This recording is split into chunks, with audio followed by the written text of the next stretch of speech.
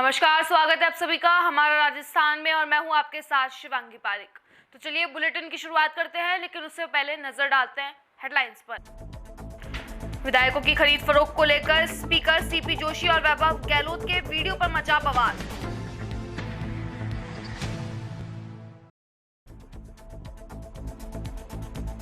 Boccia CHC का एक doctor corona positive मिलने से परिसर में मची अफरा तफरी।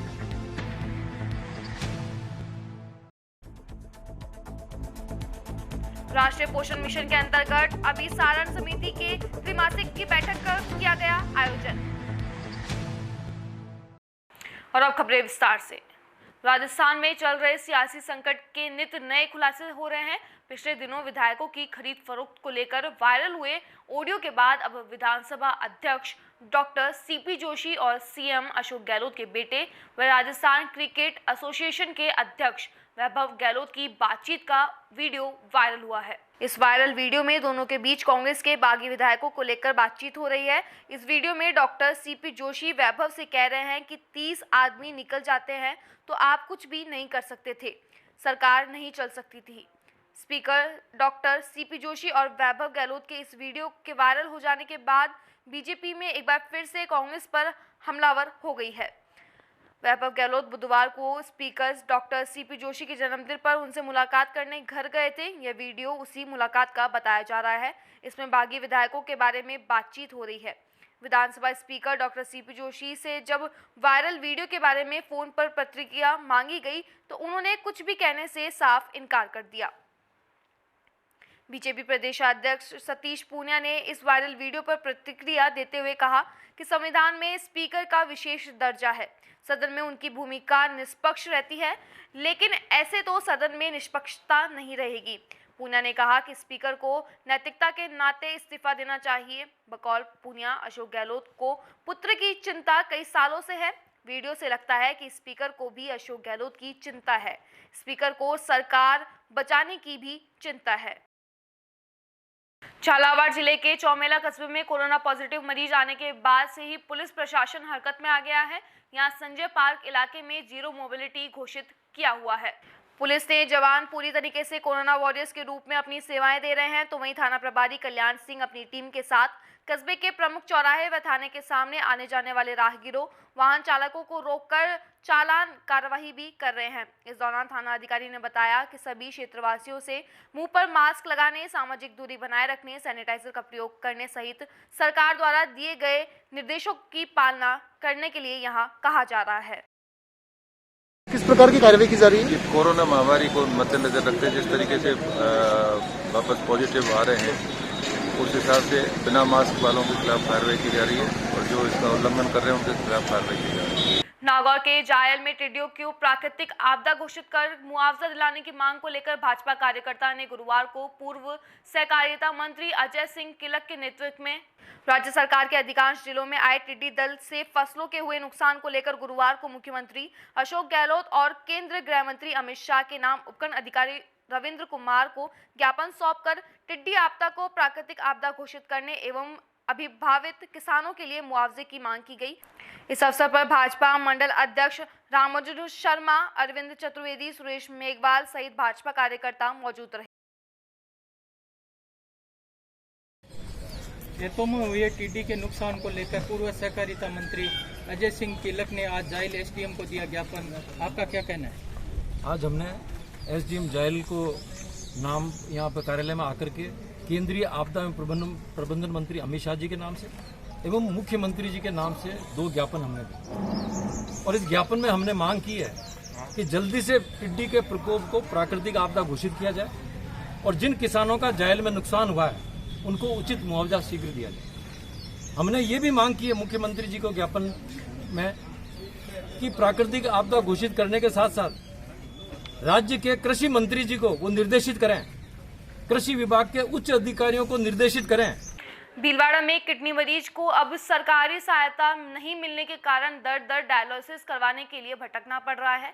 ऐसे में कई गरीब परिवार तो बिना डायलिसिस के ही रहकर मौत का इंतजार कर रहे हैं। ऐसे ही डायलिसिस के मरीज ने आज जिला कलेक्टर पर प्रदर्शन किया। उन्होंने मुख्यमंत्री के नाम जिला कलेक्टर को ज्ञापन भी सौंपा, जिसमें भामाशाह योजना से डायलिसिस फिर से शुरू करवाने की मांग की गई है। डायलिसिस मरीज का कहना है कि भीलवाड़ा शहर में करीब 40 ऐसे मरीज हैं जो भामाशाह योजना के तहत निजी चिकित्सालय में अपने डायलिसिस करवा रहे हैं, मगर कुछ समय से चिकित्सालय द्वारा भामाशाह अकाउंट में पैसा नहीं होने के कहकर हमारी डायलिसिस बंद कर दी गई है।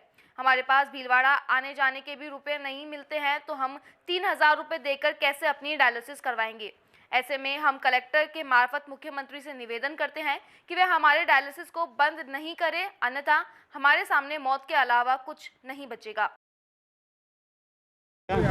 डायलिसिस करा रही हूँ, शाम से नहीं हो रही, पहली जब भामाशाह हो रही है, बीच में एक बार फिर बंद कर दी और बाणु फाची थोड़ी देर चल रही, फाची आज बंद कर दी।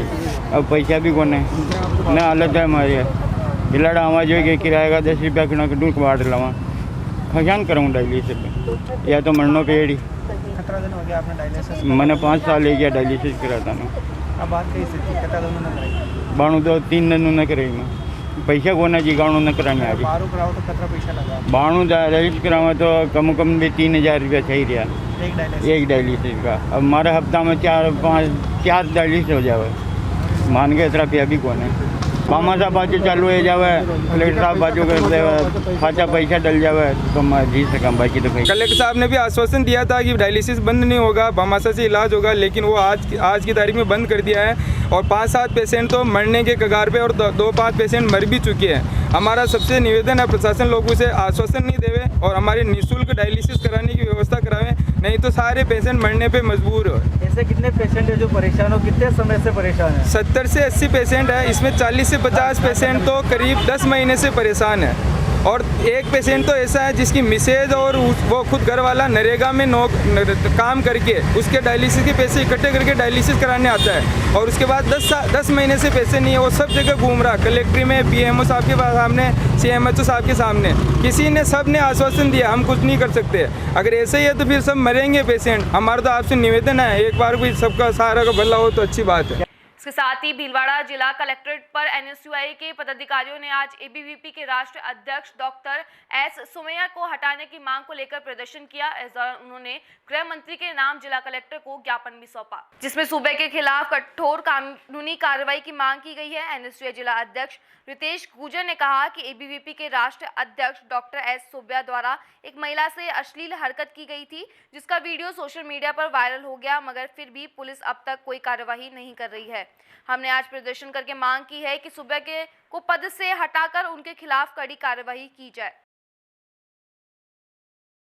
जैसलमेर में चिकित्सा से जुड़ी एक बड़ी खबर सामने आई है। अब जल्द ही जैसलमेर में कोरोना सैंपल की जांच हो सकेगी। प्रदेश में 11 जिले ऐसे हैं जहां की कोरोना की जांच नहीं हो रही है।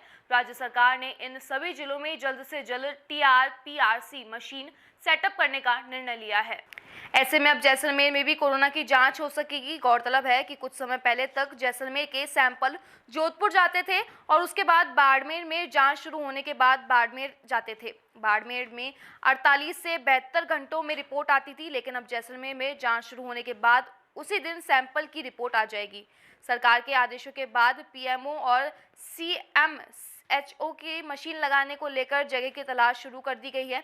इसके लिए फिलहाल शहर के गांधी कॉलोनी के अंबेडकर भवन को चिन्हित किया गया है। नगर परिषद में इस भवन की लिए स्वीकृति दे दी है और अब कलेक्टर से स्वीकृति शेष है। बता दें कि इस मशीन के सेटअप के साथ ही 15 टेक्नीशियन लगाए जाएंगे। इसके साथ माइक्रोबायोलिस्ट भी होगा। सरकार की ओर से माइक्रोबायोलिस्ट भेजा जाएगा और टेक्नीशियन स्थानीय स्तर पर ही संविदा पर लगाए जाने के आदेश हैं।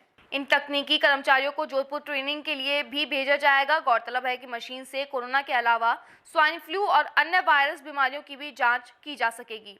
जवायर अस्पताल के प्रमुख चिकित्सा अधिकारी ने बताया कि RT-PCR के लिए लगभग जगह चिन्हित की जा चुकी है। अब कलेक्टर साहब से स्वीकृति लेनी शेष है। उसके बाद संबंधित को बुलाया जाएगा, जगह पर निरीक्षण करवाया जाएगा और बाद में मशीन लगाई जाएगी। करीब 20 से 25 दिन का समय इस सेटअप में लगेगा। इसके बाद जैसलमेर वासियों के लिए बहुत बड़ी राहत मिल सकेगी। इसके साथ ही कोरोना, स्वाइन फ्लू सहित सभी वायरल डिजीज की टेस्टिंग जैसलमेर में हो सकेगी। ये इस मशीन का नाम है RT-PCR मशीन है। इसको मॉलिक्यूलर लैब खुलेगी यहाँ, जिससे कि कोरोना टेस्टिंग के लिए जिन सैंपल्स को हम बाड़मेर भेजते हैं यहाँ से, उसकी रिपोर्ट तीसरे दिन आती है। वो उसकी रिपोर्टिंग, इसकी जो जांच है वो जैसलमेर में शुरू हो जाएगी और उसकी दूसरे दिन रिपोर्ट अवेलेबल हो जाएगी। इसके लिए मैं और CMHO साहब ने 3-4 जगह चिन्हित करी थी। उसके बाद जोधपुर से टीम आई थी, उन्होंने वो जगह देखी, उसमें से हमने एक जगह सेलेक्ट करके और हायर अथॉरिटी से बात कर ली। अब हमें जिला कलेक्टर महोदय के सामने वो जो बिल्डिंग है उसके बारे में उनसे स्वीकृति लेकर इसको आगे जयपुर इन्फॉर्म कर देंगे। भी हमने ये बिल्डिंग चिन्हित कर ली है। उसके बाद में वहाँ से इंजीनियर और वो आएंगे और उसको जगह को जो है उसको बिल्डिंग के अंदर उसमें जो भी सिस्टम मशीनों के लिए लगाना है वो सिस्टम को वो प्रारूप लगाएंगे। इसके अंदर वायरस से रिलेटेड जो भी, जैसे कोरोना, अभी कोरोना से रिलेटेड जांच होगी, उसके बाद में कोरोना कम होता है होने के बाद में स्वाइन फ्लू की जांच यहाँ पॉसिबल हो जाएगी। ये बहुत महत्वपूर्ण मशीन है जो कि जैसलमेर वासियों के लिए आने वाले समय में बहुत ही फायदेमंद साबित होगी। करौली के राजकीय सामान्य चिकित्सालय करौली में भर्ती एक महिला को डॉक्टरों ने रक्त की आवश्यकता बताई। महिला का ब्लड ग्रुप O नेगेटिव था एवं परिजनों में से किसी का ग्रुप मैच नहीं हुआ। ब्लड बैंक में O नेगेटिव रक्त उपलब्ध नहीं था, इस कारण रोगी के परिजन चिंतित थे। परिजनों ने काफी प्रयास किया लेकिन वे रक्त जुटाने में असमर्थ रहे। यह जब सूचना टीम रक्तदाता परिवार के सदस्य जयदीप शुक्ला को लगी तो सूचना मिलते ही वह अपने ऑफिस से आकर अपने निजी कार्य को छोड़कर रक्तदान करने के लिए राजकीय अस्पताल करौली पहुंचे और जयदीप ने रोगी महिला के लिए 1 यूनिट O नेगेटिव का रक्तदान किया। इस दौरान रक्तदाता परिवार के कृष्ण गुलपालिया सहित अन्य सदस्य मौजूद रहे। टीम रक्तदाता परिवार निरंतर लगातार 3 महीने से अभी तक 100 से ज्यादा असहाय और जरूरतमंद लोगों के लिए रक्तदान कर चुका है। कोरोना महामारी का कहर एक और जहां प्रदेश में बढ़ता जा रहा है, वहीं दूसरी तरफ जोधपुर जिले के ग्रामीण क्षेत्र में भी कोरोना का प्रकोप दिनों दिन बढ़ता जा रहा है। जोधपुर मेडिकल विभाग द्वारा जारी रिपोर्ट में OCR CHC का एक डॉक्टर कोरोना पॉजिटिव पाया गया है, जिससे CHC परिसर में अफरा तफरी मच गई। वहीं 3 दिन पहले CHC का एक कर्मचारी भी कोरोना पॉजिटिव पाया गया था। OHC CHC में पिछले एक सप्ताह में 1557 मरीज इलाज करवाने के लिए CHC आए थे। ऐसे में डॉक्टर व कर्मचारी के पॉजिटिव पाए जाने के बाद ब्लॉक CHC दीपक कुमार के निर्देशन पर मेडिकल टीम द्वारा पिछले एक सप्ताह में CHC आए लोगों को फोन कर सैंपल देने के लिए निर्देशित किया जा रहा है। वहीं संक्रमण को फैलने से रोकने के लिए प्रशासन द्वारा CHC परिसर व आसपास के इलाकों में हाइपोक्लोराइड का छिड़काव करवाया गया है और रास्तों को दोनों तरफ से बैरिकेडिंग लगाकर बंद कर दिया गया है। OCR SDM रतनलाल रैगर ने आपदा प्रबंधक अधिनियम के अंतर्गत आगामी आदेश तक CHC के आसपास वाले इलाकों को कंटेनमेंट जोन घोषित कर दिया है। वहीं पुलिस जवानों द्वारा कड़ी निगरानी भी रखी जा रही है। SDM के निर्देश पर ब्लॉक CMO के मामले को गंभीरता से लेते हुए डॉक्टर के निवास स्थान और अस्पताल के सामने दर्जनों मेडिकल दुकानदारों को सैंपल देने के निर्देश दिए गए हैं। वहीं SDM रैगर द्वारा कंटेनमेंट क्षेत्र का दौरा कर आमजन को कोरोना से बचाव हेतु जानकारी प्रदान की गई और लोगों से घरों में ही रहने की अपील भी की गई है। वहीं ओसिया में माध्यमिक शिक्षा बोर्ड की 10वीं कक्षा के परीक्षा परिणाम में जिले के होनहार छात्रों ने बेहतर प्रदर्शन कर अपने स्कूल व संस्थानों का गौरव बढ़ाया है। इसी क्रम में जोधपुर के ओसिया में कमल निष्ठा विद्यालय में 10वीं बोर्ड परीक्षा में उत्कृष्ट प्रदर्शन करने वाले छात्र छात्राओं का विद्यालय परिवार द्वारा मुंह मीठा कराकर एवं साफा पहनाकर अभिनंदन किया गया। सम्मान समारोह के अंतर्गत तहसीलदार चिमनी लाल सियोल व BDO महेश चौधरी द्वारा उत्कृष्ट प्रतिभाओं को स्मृति चिन्ह व प्रशस्ति पत्र देकर सम्मानित किया गया। गौरतलब है कि कमल निष्ठा विद्यालय के छात्र मनीष साई ने 10वीं कक्षा में 94.50% अंक हासिल कर जिला स्तर पर टॉप किया है। मनीष उच्च शिक्षा प्राप्त कर IAS बनना चाहता है और शिक्षा के क्षेत्र में सुधार करना चाहता है। BDO चौधरी ने उत्कृष्ट प्रतिभाओं को आशीर्वाद देते हुए कहा कि इस तरीके के सम्मान से बच्चों का हौसला बढ़ता है। प्रधानमंत्री नरेंद्र मोदी भी अपने मन की बात में बोर्ड परीक्षाओं पर बच्चों से बात करते हैं और उनकी हौसला अफजाई करते हैं। आज के सम्मान समारोह का आयोजन भी इसी मकसद से किया जा रहा है। इस सम्मान से बच्चों को एक प्रेरणा मिले और दूसरे बच्चे भी इस सम्मान के लिए मेहनत करें और आगे बढ़ें। इस दौरान विद्यालय के अध्यक्ष उदाराम गोदारा, सचिव पन्नालाल सियाग, मोतीलाल हुडा, एवं सभी अभिभावक मौजूद रहे। इसके साथ ही नौसा में छात्रों ने भी परचम लहराया है। 10वीं बोर्ड परीक्षा परिणाम में नौसा स्थित HK आदर्श उच्च माध्यमिक विद्यालय की छात्रा भलमती ने 94.50% अंक हासिल कर ग्रामीण स्तर में टॉप किया है। वहीं विद्यालय परिवार द्वारा उत्कृष्ट छात्र व छात्राओं को साफा व माला पहनाकर अभिनंदन भी किया गया है। तो वहीं जोधपुर के ओसिया में राष्ट्रीय पोषण मिशन के अंतर्गत समेकित बाल विकास सेवाओं को गुणवत्ता के सुधार, प्रबोधन और पर्यवेक्षण तथा विभिन्न विभागों में समन्वय और अभिसारण स्थापित करने के लिए SDM ओसिया व श्रीमान रतनलाल रेगर की अध्यक्षता में अभिसारण समिति की बैठक संपन्न हुई। बैठक में राष्ट्रीय पोषण मिशन के क्रियान्वयन में लाइन विभागों से संबंधित मुद्दों पर विचार किया गया। चयन से संबोधित लंबित आवेदनों पर भी निगरानी समिति द्वारा विचार किया गया। समिति के उपाध्यक्ष के रूप में BDO श्री महेश चौधरी से पंचायती राज के संबंधित मुद्दों तथा जर्जर आंगनबाड़ी भवनों की मरम्मत, निजी भवनों के संचालित केंद्र हेतु जमीन आवंटन व नवीन भवन निर्माण, शौचालय निर्माण हेतु आश्वासन दिया गया।